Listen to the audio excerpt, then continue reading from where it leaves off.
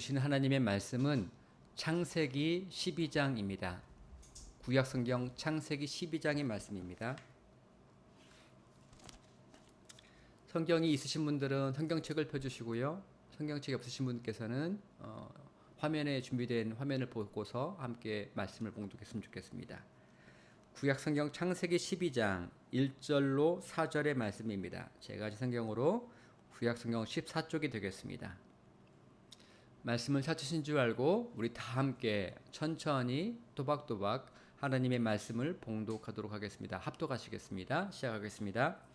여호와께서 아브라함에게 이르시되 너는 너의 고향과 친척과 아버지의 집을 떠나 내가 내게 보여줄 땅으로 가라.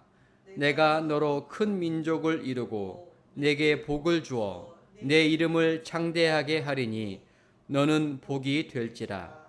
너를 축복하는 자에게는 내가 복을 내리고 너를 저주하는 자에게는 내가 저주하리니 땅의 모든 족속이 너로 말미암아 복을 얻을 것이라 하신지라. 이에 아브라함이 여호와의 말씀을 따라 갔고 롯도 그와 함께 갔으며 아브라함이 하란을 떠날 때에 75세였더라. 아멘. 이것은 하나님의 말씀입니다.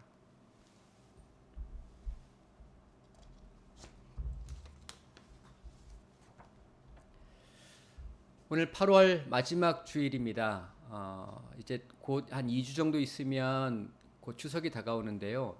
참 신기하게도 8월 달인데도 굉장히 날씨가 쌀쌀해졌습니다.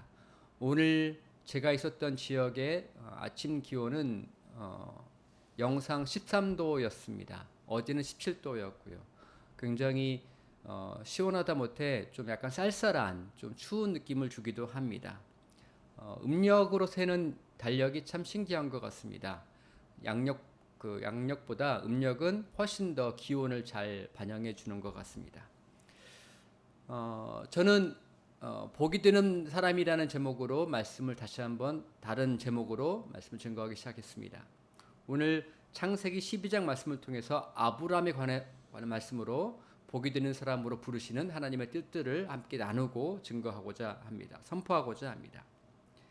제가 잘 아시다시피 평택에 있는 삼성 반도체 공장으로 근로를 시작한 지 이제 한 달 보름이 더 넘어가는 것 같습니다. 제가 7월 12일 날 첫 출근했는데요. 오늘이 벌써 8월 28일이니까요.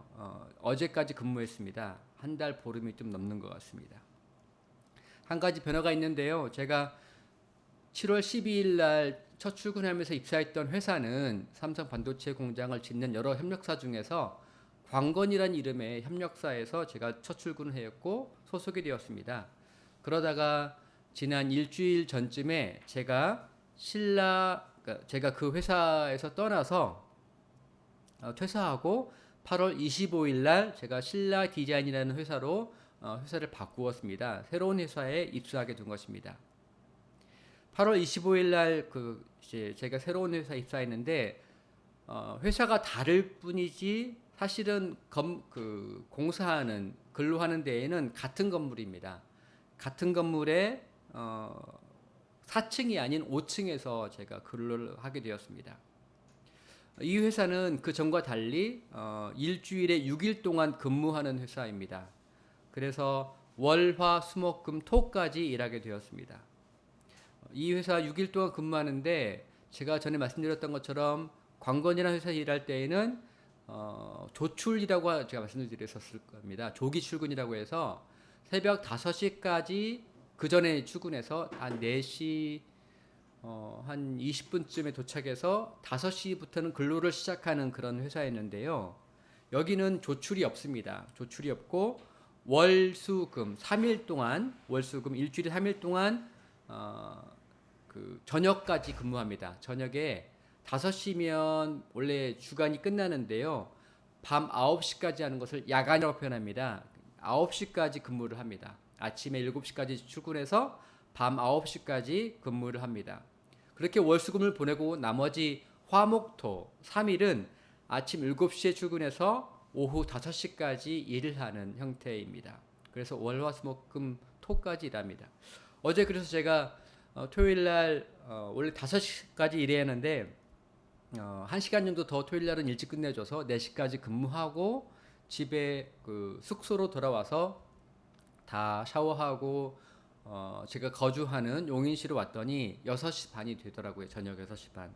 저녁에 도착해서 아내가 준비해준 저녁밥을 먹고 얘기 좀 하려고 했는데 전혀 이야기하지 못하고 바로 잠자리에 들었습니다. 그 아침에 굉장히 일찍 잠이 들었는데 자녀들과 대화하지도 못한 채 오늘 새벽에 일어나게 되었습니다. 여기 그만큼 토요일까지 근무를 하게 되니까 전혀 이렇게 쉬는 시간이 없으니까 저도 모르게 그렇게 잠에 빠져드는 것 같습니다. 제가 같은 건물에서 근무합니다만 몇 가지가 달라집니다. 그냥 층수만 다른 건데요. 굉장히 물론 회사가 다른 면도 있는데 그 층마다 그 근로의 형태나 그 분위기 굉장히 다른 것 같습니다.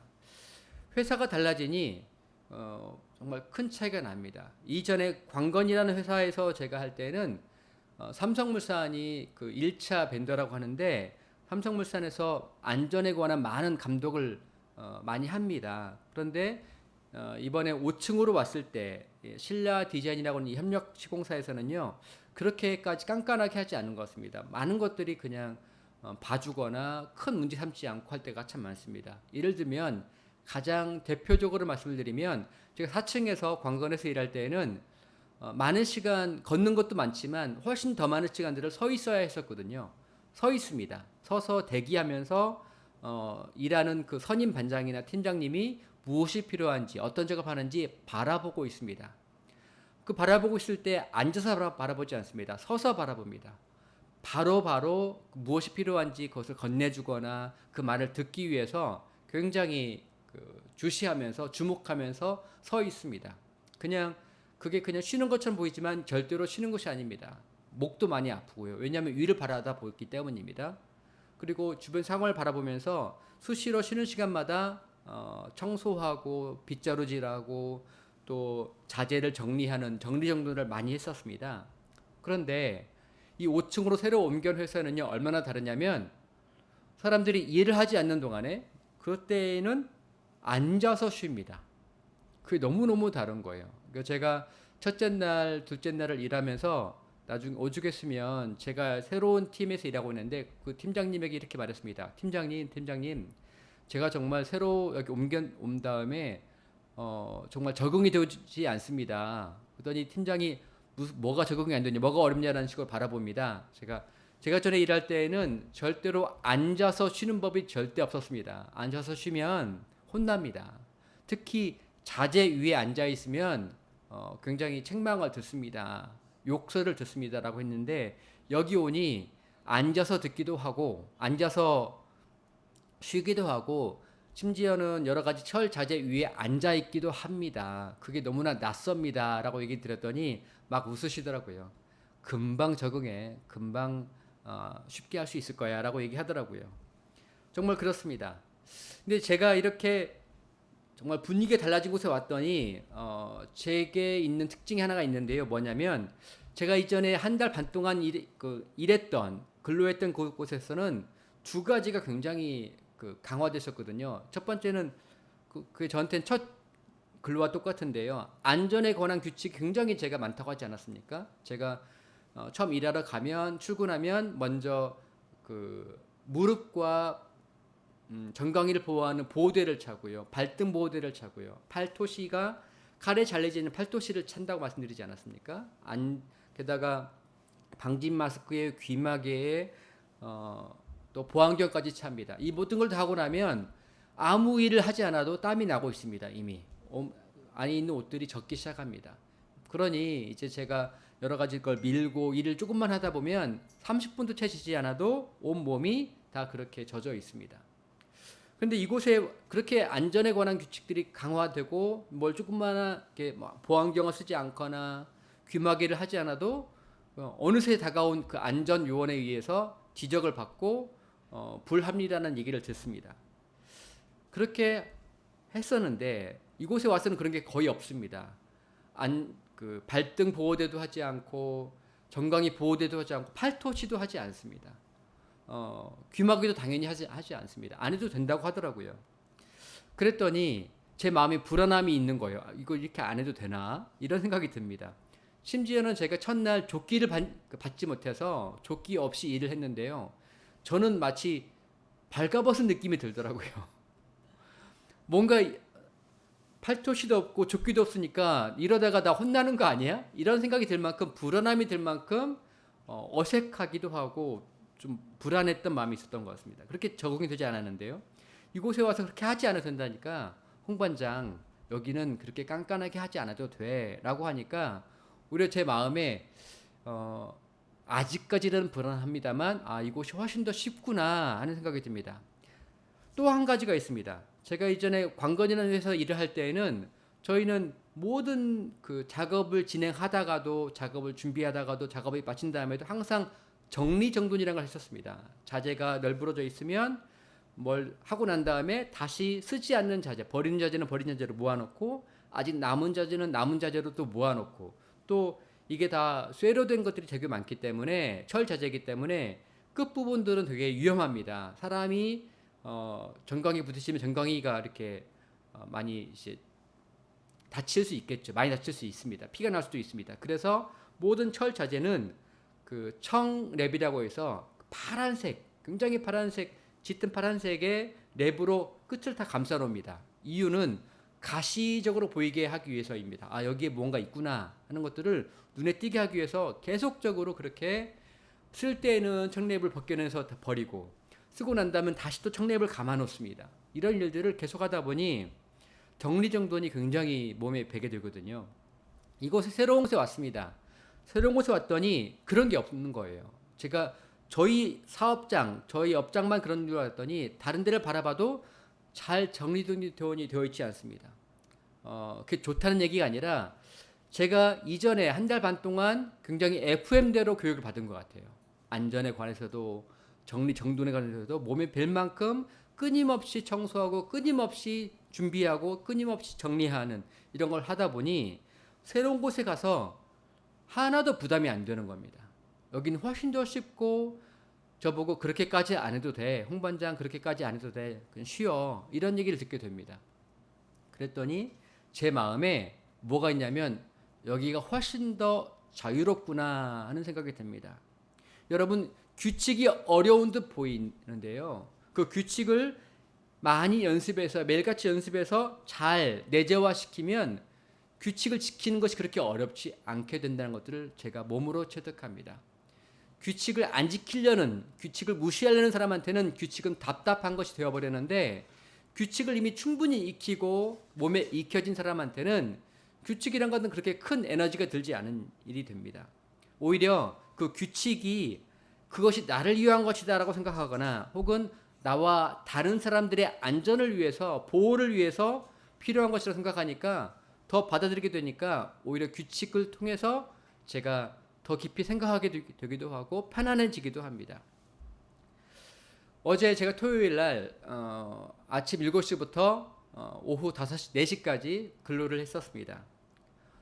토요일 날 원래 저희 팀이 새로운 팀인데 인원이 많지 않습니다. 전에는 한 팀에 12명, 20명 됐었는데 이 팀은 저를 포함해서 8명밖에 되지 않습니다. 그런데 이 토요일 날 3명이 휴무를 신청했습니다.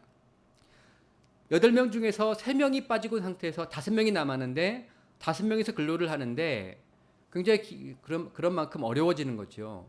5명이서 근로를 하면서 바쁘게 일을 하다 보니 이전에 이제 팀장이 시키거나 선임 반장이 시키는 대로 일을 했었습니다. 어제 했던 대로 똑같이, 그러니까 금요일에 했던 대로 똑같이 토요일에도 근무했는데요. 열심히 했습니다. 그런데 오후 시간에 한 3시쯤인가요? 한 2시 반쯤인가 삼성물산의 안전요원이 와서 갑자기 문제를 삼기 시작했습니다. 전날에 했던 것과 똑같이 했는데 문제가 되지 않았던 모든 것들이 삼성물산의 안전요원 오면서부터 모든 것이 다 문제가 되었습니다. 그래서 작업 중지가 되어버렸습니다. 한참 열심히 속도를 내서 일을 하다가 전에는 문제 삼지 않았던 것이지만 그것이 원래 문제 삼지 않았어도 괜찮았던 것이 아니라 모든 것이 문제였던 거거든요. 하나하나 다 지적하면서 다시 시정하라고 얘기되어서 그 모든 걸 다 시정한 후에 다시 근로를 시작했습니다만 30분밖에 남지 않아서 30분 근로하고 일을 마쳤던 것 같습니다. 생각해 보면 사실은 규칙을 지키는 것이 가장 자유로운 것 같습니다. 우리 마음이 가장 자유로운 것 같습니다. 규칙을 지키지 않을 때, 정해진 걸 지키지 않을 때 우리 마음은 불안해집니다. 누가 오면 어떡하지? 망을 봐야 합니다. 저도 종종 망을 보라고 지시를 받습니다. 물산이 오나 안 오나 그 생명 지킴이라고 하는 안전 요원이 오나 안 오나를 살펴봐야 하는 것입니다. 그런데 제가 모든 규칙을 다 지키고 지켜야 할 마땅한 것들을 다 지키고 있으면 망을 볼 필요가 없습니다. 누가 오나 안 오나 살펴볼 이유가 하나도 없습니다. 근데 우리는 그걸 지키지 않을 때에는 누가 오면 재빨리 말해줘. 이런 일들이 계속하게 되는 것입니다. 사랑하는 형제 자매 여러분, 예배자 여러분, 우리가 하나님 나라에 있을 때도 마찬가지입니다. 우리가 죄를 짓지 않을 때에는, 우리가 모든 것들을 지켜서 기쁨으로 일할 때에는 우리 마음에 큰 평안이, 자유로움이 있습니다. 진리 안에 거하는 기쁨이 있습니다. 그런데 그것이 싫어서 우리가 어기거나 함께하지 않을 때에는 우리 마음에 불안함이 있습니다. 언제 오시지? 진짜 오시나? 오면 알려줘. 이런 생각이 듭니다. 저는 저와 여러분에서 우리들의 자녀가 진리 안에 거하는 기쁨이 있기를 원합니다. 근데 이 진리 안에 거하는 자유는 그냥 규칙을 지키는 것과는 정말 다른 것입니다. 우리 내면 안에 있는 것이기 때문에 외적으로 보이는 규칙을 지키는 것과는 정말 다른 것입니다.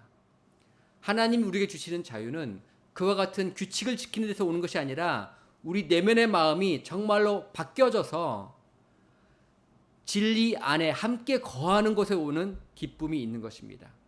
우리가 그와 같은 자유로 부르심을 입었던 것들을 기억해 주시기 바랍니다. 함께 항상 제가 일주일 벌써 한 달 반 동안 얘기하면서 종종 얘기했던 분들이 여러 명 있는데 그중 한 분이 조반장이 있지 않습니까? 오늘도 잠깐 제가 함께 나누려고 하는데요.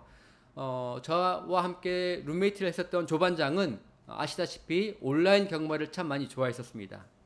온라인 경매를 오랫동안 해왔습니다. 사실은 온라인 경매를 하기 전에는 과천 쪽에 있는 경마장을 많이 출입했었습니다. 아주 흥미롭고 듣기만 해도 관심이 생기는 가보고 싶은 데인데요. 그런 얘기를 합니다. 초심자의 운이라는 게 있다고 합니다. 초심자의 픽, 초심자의 운이 있다고 합니다. 경마장을 처음 출입하는 사람들이 그 경마에 대해서 정보가 잘 없으니까 어떤 걸 골랐는데 그 모르고 골랐던 그 경마가 사실은 예를 들면 우승 확률이 제일 떨어진다고 봅시다.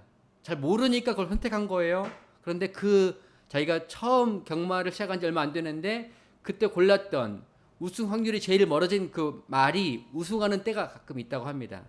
뭐 그렇게 되면 어떻게 되냐면 예를 들면 10,000원을 걸었는데요. 그게 몇십만 원 혹은 몇백만 원이 될 때가 있다고 합니다. 뭐 정말 확률이 극악이라고 할 수 있는데 그런 거 한번 맛보면 정말 경마를 끊기가 어려워진다고 합니다. 제 말이 아니라 조반장의 말입니다.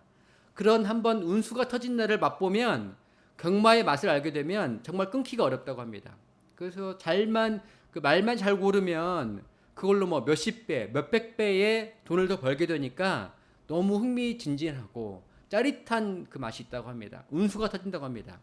그래서 그분의 말에 따르면, 조반장님 말에 따르면 생각보다 다 남자들이 할 것 같은데요. 의외로 아주머니들이 굉장히 많다고 합니다. 돈이 많아서 시작하는 것이 아니라 하루에 뭐 어느 때는 10만 원, 어느 때는 20만 원 가지고 와서 한 번 할 때마다 10,000원씩 거는 거예요. 돈이 좀 더 있는 날은 2만 원을 거는 겁니다. 그렇게 경마를 뭐 하루 종일 뭐 몇십 번을 하는 건 아니잖아요. 그래서 10만 원으로 하루를 다 보내는 거예요. 어느 때는 20만 원을 하루를 다 보내는 겁니다. 그럴 때 한 번 터지면 이게 몇백 배가 된다고 생각하니까 그걸 끊어내지 못한다고 합니다. 우리 조반장님도 그래서 이 경마를 끊어내지 못하는 거예요. 어느 날은 먼저 주급으로 받은 돈을 어느 날은 다 털린 적도 있었지만 또 어느 날은 조금 했는데 그걸로 80만 원, 100만 원을 더 번 적도 있습니다. 그렇게 되면 생각해 보세요. 그냥 몇만 원 집어넣는데 그게 80만 원이 됐다고 생각해 보세요. 얼마나 그러면 돈을 빨리 모을 수 있다고 생각이 되겠습니까? 그분이 갚아야 할 여러 가지 청산할 게 많기 때문에 지금 돈을 벌고 있지만 그것보다 더 속도를 더 높이고 싶어서 꼭 그렇게 경마를 하게 된다고 합니다. 근데 그것만이 아닙니다. 이렇게 경마를 하지만 경마에서 딴 돈으로 돈을 더 모아서 왔냐? 사실은 제가 있는 동안 한 달 반 동안 한 번도 그런 적이 없는 것 같습니다. 경마를 해서 돈을 더 모았어요. 이번 주에 받았던 주급 가지고서 돈을 약 2배를 더 벌었다고 합시다. 그러면 그걸로 돌아오면 좋지 않아요? 일은 그렇게 진행되지 않습니다. 꼭 도박을 하게 됩니다. 카드 도박을 하게 됩니다. 조반장님이 어느 날 저한테 하는 말이 자기가 운세를 본 적이 있는데 운세를 보는 사람이 자기한테 한 말이 있다고 합니다. 그분 이름을 제가 말할 수 없으니까 조반장 어깨 위에는 동자 귀신이 있어. 그렇게 얘기를 하는 거예요. 동자신이 있다는 거예요. 동자 귀신. 그러니까 어린 애기 귀신이 있다는 것입니다. 그래서 조반장이 도박장에만 들어가면 동자신이 막 움직여 라고 말을 하는 거예요. 그래서 저한테 하는 말이 자기가 도박장에 들어가면 희한하게 돈이 벌릴 것 같은데 돈이 벌린 적이 없다는 것입니다. 근데 문제는 돈이 딸 때가 있다는 거예요. 그래서 딸 때 있기 때문에 자기가 1, 2년 한 게 아니라 정말 수십 년 했기 때문에 이제는 돈을 벌 때가 됐다라고 생각이 드는데 희한하게 돈이 안 벌린다는 거예요. 그러면서 저한테 하는 말이 자기가 30년 가까이 카드 도박을 했는데 1년에 1억씩만 자기가 쓴 돈 생각해도 30억이 넘는다는 거예요. 30억. 여러분 이게 상상이 되십니까? 그런데 본인이 어느 해에는 돈을 잘 버는 해도 많거든요. 일수도 하셨었고 다른 건설업도 하셨기 때문에 돈이 잘 벌 때에는 뭐 몇 억씩 1년에 벌 때가 있는데 그 돈들이 어디로 갔겠습니까? 도박장으로 들어갑니다. 그래서 여러분 그분을 제일 환대해 주는 곳이 어딘지 아십니까? 카드 도박장입니다. 그분한테 전화하면서 안부를 물어본 데 어디지 아십니까? 카드 도박장입니다. 형님 무엇 하십니까? 커피 마시러 오세요. 형님 무엇 하십니까? 여기 삼겹살 먹고 있는데 먹으러 오세요. 형님 뭐 하십니까? 여기 술 먹고 있는데 한잔 하러 오세요. 가면 반겨주는 곳, 가면 환대하는 곳, 잘했다고 칭찬하는 곳, 기다렸다고 하는 곳, 그곳이 우리를 환대해주고 우리를 칭찬해주고 우리를 반겨주는 곳이 항상 좋은 것이 아닌 것, 항상 좋은 것은 아니라는 것을 깨달을 수가 있습니다. 그분을 보면 잘 보입니다. 그래서 그분이 하는 말이 내가 끊을 때 끊더라도 내가 쓴 돈만큼은 벌고 끊고 싶다라고 얘기하는데 그게 어떻게 말이 되겠습니까? 30억 이상의 돈을 꼬라박았는데 거기서 어떤 수로 다시 그 돈을 끄집어낼 수 있겠습니까? 그게 잘 안 되죠. 문제는 그분도 그걸 안다는 거예요. 본인도 그걸 압니다. 내가 그래서 이걸 빨리 끊어내야겠다. 내가 여기서 벗어나야 돼. 이분도 그걸 잘 압니다. 이분이 자기 자신을 알게 된 것은 뭐냐면 자기가 로또 형님이라고 부르는 사람을 보면서 알게 됩니다. 로또 형님 들어보셨습니까? 로또 형님 무슨 얘기냐면 로또를 맞으신 분인 거예요. 이분이 로또를 받았는데 요즘 로또는 정말 믿기가 좀 어렵다고 합니다. 미국 같은 경우에는 로또에 한번 맞으려면 매주 당첨되지도 않고 정말 때로는 2달, 석 달 동안 당첨자가 나오지 않아서 돈 점점 커지지 않습니까? 근데 한국은요.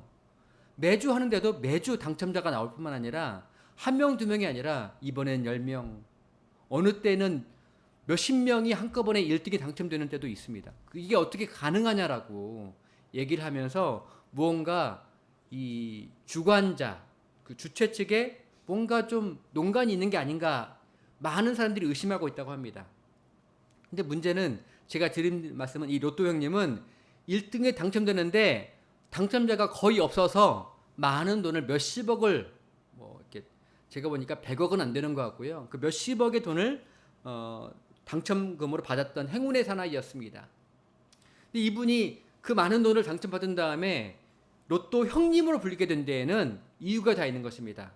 그냥 로또 당첨자가 아니라 로또 형님으로 불린다는 얘기는 뭐냐면 그 돈을 많이 썼다는 거예요. 많은 사람들이 썼습니다. 그래서 무려 그 돈을 쓰면서 뭐 가까이 지내는 지인들한테 노래방을 차려주기도 하고 식당을 열어주기도 하고 그 많은 것들을 하다 보니 돈은 다 써버린 거예요. 그러니까 정말 호인인 거죠. 술 마시면서 얘기하고 잘 보이면 뭔가를 해주는 거예요. 그 돈을 써주는 거예요. 돈을 뿌렸습니다. 그 돈이 몇십억이 되는 돈이 다 나가버렸습니다. 더 이상 남아있지 않아요.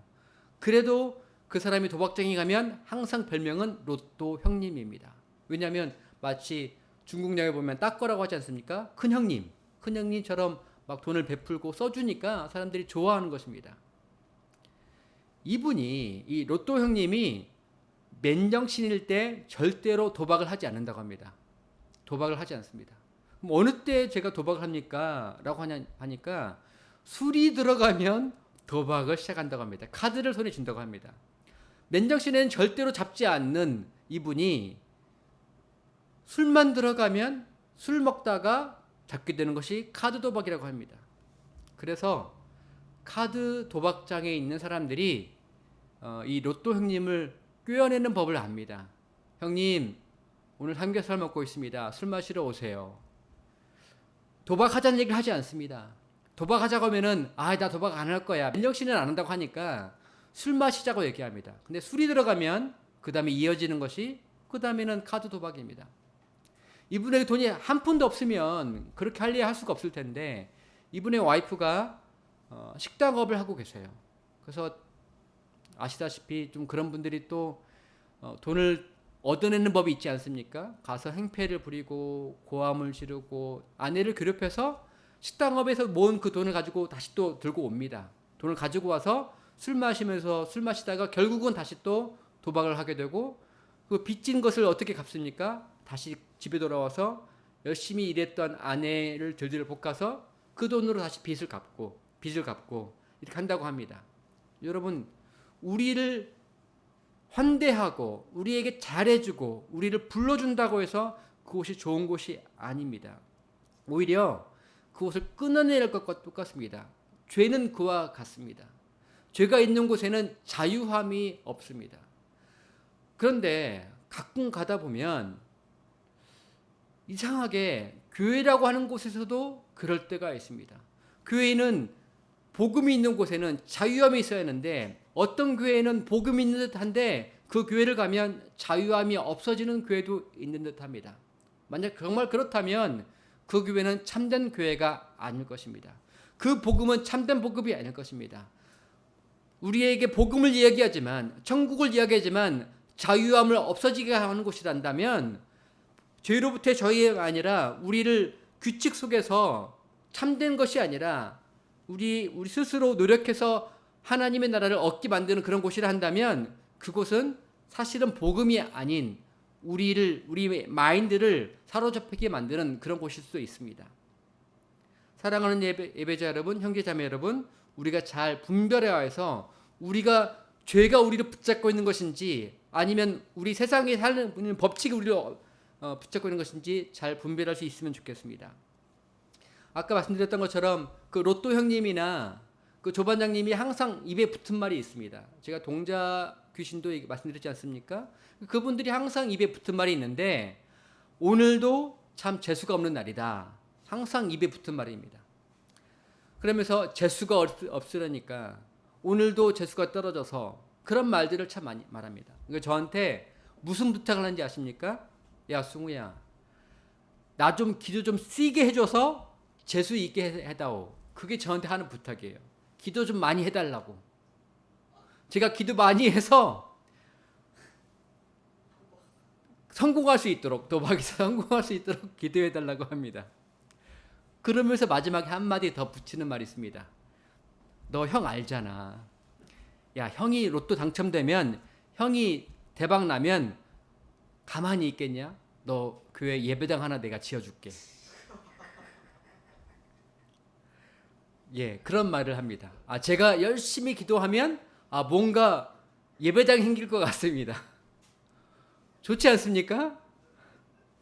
그러니까 제가 좋다고 할 수 없죠. 그래서 제가 그 조반장한테 하는 말이 뭐냐면, 형님, 저는요 제 기도빨이 재수 좋아지게 하는 데는 정말 젬병입니다. 제 기도 받고 로또 당첨되는 일은 없을 거예요. 제가 그런 기도빨이 있었으면 제가 여기 와서 기도하고 있겠습니까? 여기 와서 일하고 있겠습니까? 제가 형님이랑 만났겠습니까? 저는 그런 기도빨이 없어요. 여러분, 저는 선화가 아름다운교회 담임 목사를 하고 있지만 제 기도 받고 운수 터지는 일들은 없을 것입니다. 제 기도 받고 기도 안 하는 학생이 합격하는 일은 없을 것입니다.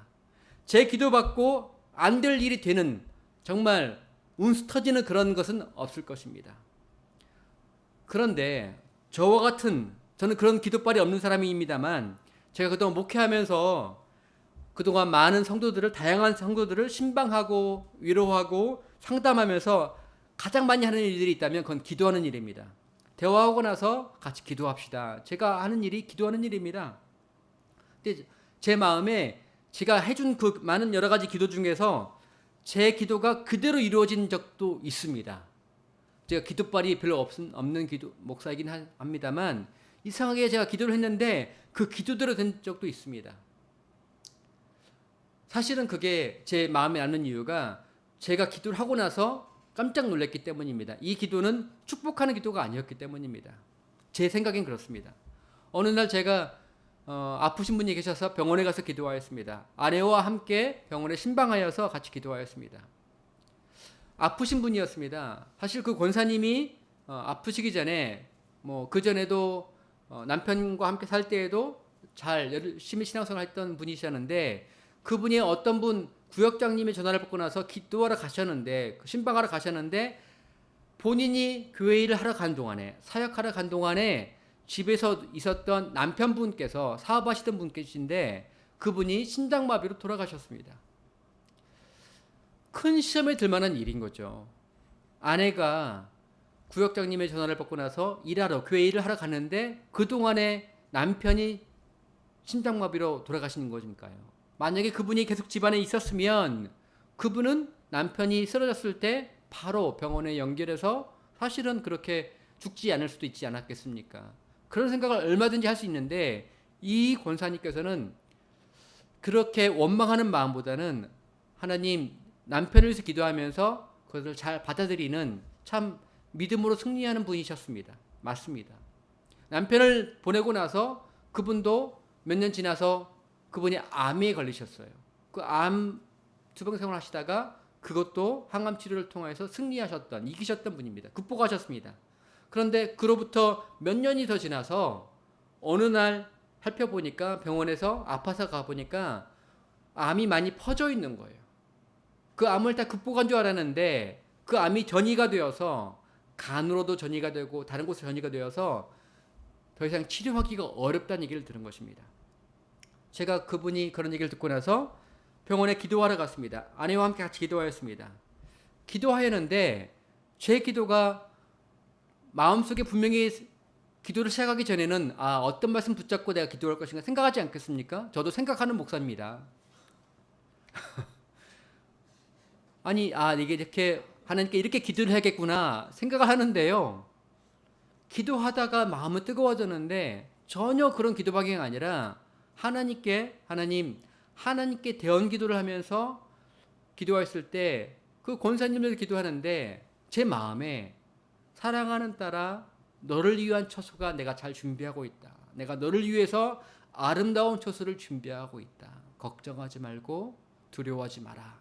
하는 마음을 주셔서 제 입술로 그렇게 기도를 하고 난 거예요. 기도가 다 끝나고 난 다음에 제가 정말 깜짝 놀랐습니다. 어떻게 하지? 내가 이것 때문에 우리 권사님이 시험 들면 어떻게 하실지? 이 기도를 함께 듣고 있었던 이 권사님의 아들이 이 기도를 듣고 나서 나한테 항의를 하면 어떻게 하지? 이런 마음이 들 정도로 참 마음이 무거웠습니다.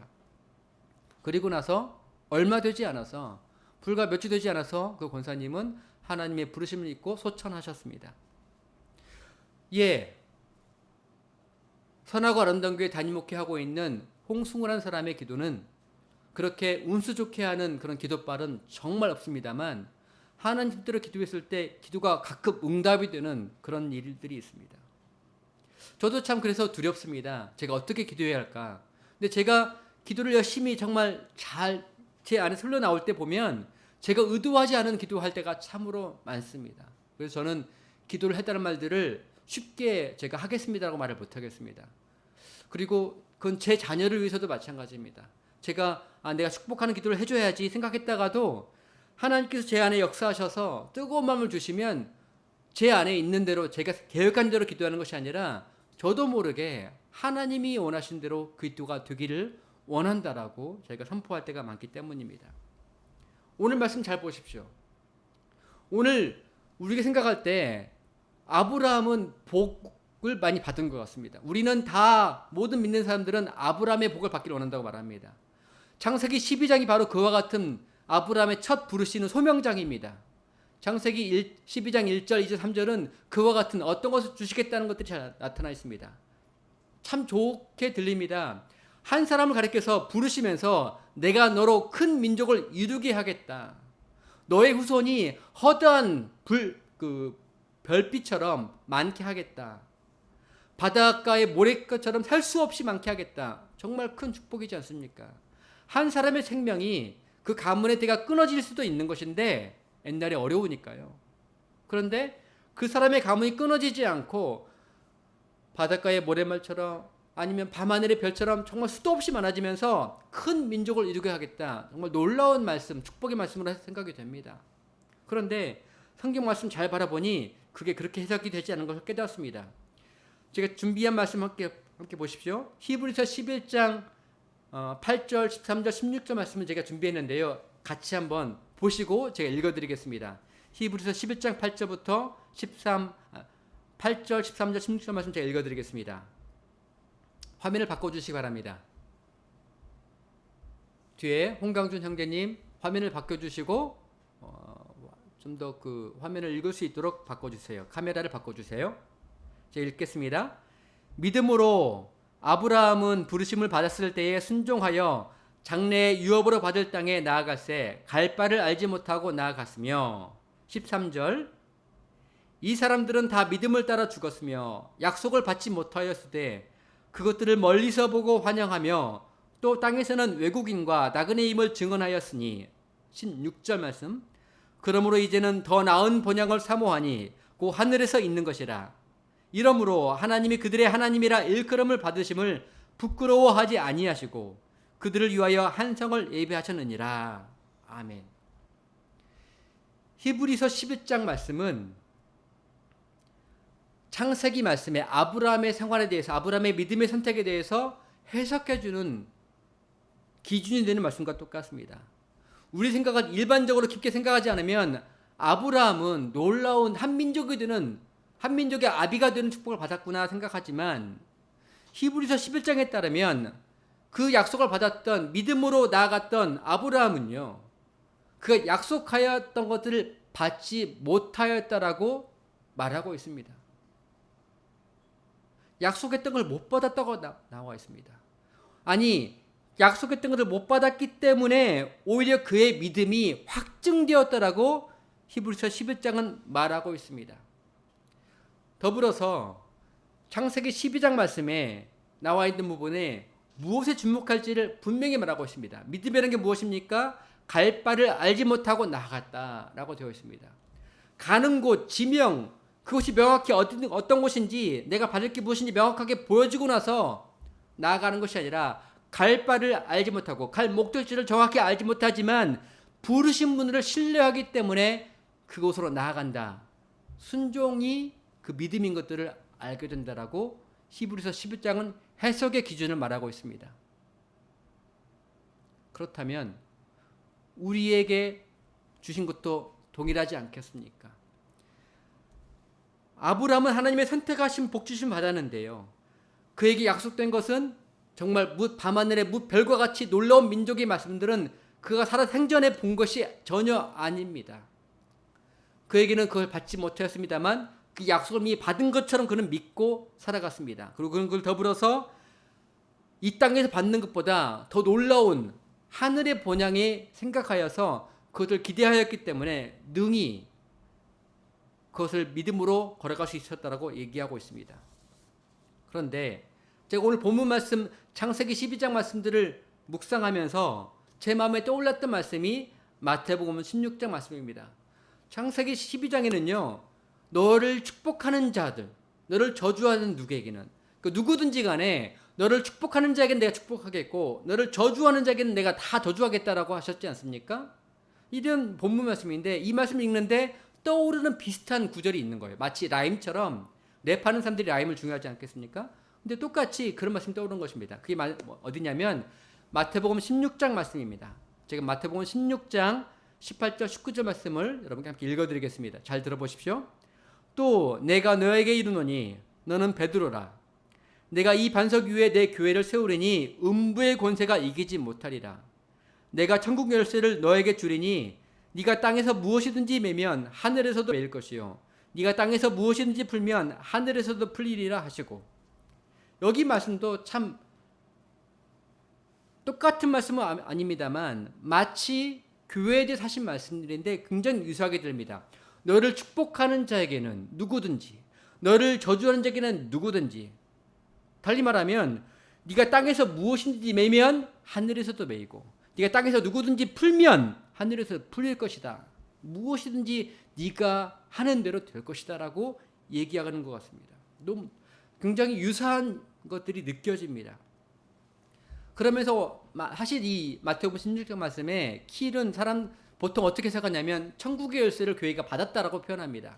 그 천국의 열쇠가 베드로에게 주어지고 베드로에게 후손인 그 교회들에게 주어졌기 때문에 그 베드로를 이어서 가는 교황에게 그 수장권이 있다라고 표현하거든요. 그렇게 해석을 많이 합니다. 저는 말씀을 바라보면서 다른 해석이 떠오릅니다. 이게 꼭 맞다라고 하긴 참 어렵습니다만 제 마음에는 이와 같은 말씀으로 저는 해석이 들립니다. 사람들은, 많은 목사님과 신학자들은 이 천국 열쇠를 베드로에게 주시면서 이 땅에서 메고 땅에서 푼 이것을 가리켜서 네가 만약에 하늘문을 닫으면 하늘에서도 닫혀지고 땅에서 네가 풀면 하늘에서 풀린다고 해석한 것 따라서 교회에 베드로 사도와 같은 사람들한테 어떤 그 치리권, 다스릴 수 있는 권한, 상벌에 대해서 그렇게 할 수 있다고 생각한다고 말합니다. 그렇게 해석합니다. 그 권위가 그렇게 주어졌다고 얘기합니다. 근데 저는 말씀을 바라보면서 다른 접근이 저는 떠오릅니다. 우리가 여기 천국 열쇠라고 하지 않습니까? 열쇠가 무엇입니까? 열쇠는 여는 걸 가리킵니다. 키를 가리킵니다. 열쇠가 의미 있으려면 무엇이 있어야 합니까? 자물쇠가 있어야 합니다. 락크가 있어야 합니다. 열쇠라고 하는 것은 그 자체만으로 의미가 없습니다. 열쇠라는 것은 그 어떤 자물쇠가 있기 때문에 의미가 있는 것입니다. 이 열쇠는 어떤 것을 잠궈 있는 것을 여는 것입니까? 천국 열쇠라고 되어 있는데 그동안 많은 해석들은 천국문을 생각합니다. 천국문이 있는데 천국문이 닫혀 있습니다. 그 천국문을 열는데 열쇠가 필요하다. 천국문을 닫고 여는데 그 열쇠가 필요하다고 해석한 것입니다. 그러니까 목사님이나 사도나 교황에게 그와 같은 권위가 주어진 것이라고 해석했던 것이죠. 근데 저는 다르게 바라보여집니다. 제가 읽었던 그 19절 말씀, 천국 열쇠 바로 앞에 어떤 부분이냐면 음부의 권세가 이기지 못하리라고 되어 있습니다. 음부의 권세는 원래 원어에 가리키면, 원어 해석에 따르면 The Gate of Hades입니다. 음부의, 사망이 다스리는 그 땅, 그 사망이 다스리는, 어둠이 다스리는 그 땅에 The Gate, 대문을 가리킵니다. 지금 18절 말씀에 음부의 권세, 음부의 대문이 있는데요. 18절에 분명 음부의 대문이 있는데 그 대문에 대해서 천국 열쇠를 얘기한 거라면 어떻게 해야 더 좋을까요? 제 마음에는 이어서 해석하는 게 맞는 것 같습니다. 우리가 살아가는 땅은 사실은 음부의 권세가, 지옥의 문이 다스리는 것과 똑같습니다. 이미 사망이 다스리고 있는 땅과 똑같습니다. 우리가 만나는 어느 땅이든 이미 어둠이 다스리고 있는 것과 똑같습니다. 그런데 그 어둠이 다스리는 땅이 있는데 하나님께서 우리에게, 믿는 자에게 뭘 주신 것입니까? 천국 열쇠를 주신 것입니다. 우리가 갖고 있는 천국 열쇠는요, 음부의 대문을 능히 열 수 있는 것이라고 이야기하고 있는 것과 똑같습니다. 우리는 세상이 힘들어서, 어둠이 힘들어서 피하는 존재가 아니라, 홍수가 났을 때 방주로 피하는 존재들이 아니라 어두운 그 땅, 정말 도저히 열릴 것 같지 않은 그 땅, 도저히 생명이 있을 것 같지 않은 그 땅, 그 땅에 우리는 천국 열쇠를 가진 자로서 그 땅에 천국을 선포하는 자로 부르심을 받은 것입니다. 다시 한번 마지막으로 말씀을 정리하며 선포하자면 우리는 복 받은 자로 부르신 것이 결코 아닙니다. 복 받은 자가 아니라 복의 근원이 되어서 어두움이 다스리는 그 땅, 생명이 없는 그 땅, 정말 두려움이 가득한 그 땅에서 우리가 있기 때문에, 우리가 존재하기 때문에 우리 자신이 천국 열쇠가 되어서 우리가 임하는 곳에 빛이 있고, 우리가 임하는 곳에 복이 있고, 우리가 임하는 곳에 생명이 있고, 우리가 임하는 곳에 정말 희망이 있는 그런 복의 근원이 되는 부르심을 우리는 받았다라고 저는 말씀을 해석합니다. 사랑하는 선하고 아름다운 교회 예배자 여러분, 혹은 저희 교회에 함께 하지 않지만 이 예배를 드리신 모든 분께 제가 선포하며 기도합니다. 더 이상 복 받기를, 재수 좋기를, 기도 많이 해서 집이 대박 나고 시험에 대박 나는 걸 바라는 것이 아니라, 우리가 어두움을 피하는 것이 아니라 어두운 그 땅, 절망이 있고 소망이 없고 두려움이 많고 불안함이 많은 그 땅에 가서 그 사람들을 만나서 그 땅 속에서, 그 사람들 속에서 나 때문에 소망이 있고, 나 때문에 빛이 있고, 나 때문에 기쁨이 있고, 나를 만나는 사람들이 복 만나는 사람, 나를 만나는 사람이 복이 되는 사람, 그와 같은 그 소명을 위해서 함께 기도할 수 있는 저와 여러분 되기를, 교회가 되기를 소망합니다. 같이 시간 기도하겠습니다. 좀 말씀이 많이 길어서 기도를 좀 짧게 하겠습니다만, 그래도 여러분 말씀을 붙잡고 제대로 기도했으면 좋겠습니다. 하나님은 아브라함을 부르셔서 그에게 1억 천금을 주신 것도 아니고, 어마어마한 부자가 되게 하신 것도 아니고, 그에게 엄청난 많은 자녀를 주신 것도 결코 아닙니다. 그런데 그는 약속을 하나도 받지 못했습니다만, 그가 순종하며 나갔을 때에 그를 통해서 복의 근원이 되는, 다른 사람에게 복이 되는, 그 사람을 통하여서 그를 만난 사람이 하나님을 만나게 될 일들을 그에게 허락하셨습니다. 마찬가지입니다. 그건 예표와 같습니다. 하나님은 예수 그리스도를 통해서 명확하게 얘기하십니다. 네가 가야 할 곳은 어두운 땅이다. 정말 재수 좋은 곳에 가는 것이 아니라, 편안한 곳에 가는 것이 아니라, 네가 가야 할 곳은 두려운 땅, 불안함에 떠는 땅, 어두운 땅, 생명이 없는 그 땅에 가서 네가 천국 열쇠로 그 땅을 열어라 라고 얘기해 주십니다. 같이 시간 기도하실 때, 하나님 저에게 천국 열쇠로 불러주시니 감사드립니다. 하나님, 제가 다른 사람들에게 복이 되는 사람 되게 하여 주시옵소서. 저를 만난 사람이 하나님을 만나게 도와주시고, 저를 만난 사람이 기쁨을 알게 도와주시고, 저를 만난 사람이 소망을 알게 해주시옵소서. 저를 만난 사람 가운데에 생명이 회복될 수 있도록 주여 축복하여 주시옵소서. 같이 함께 기도하시겠습니다.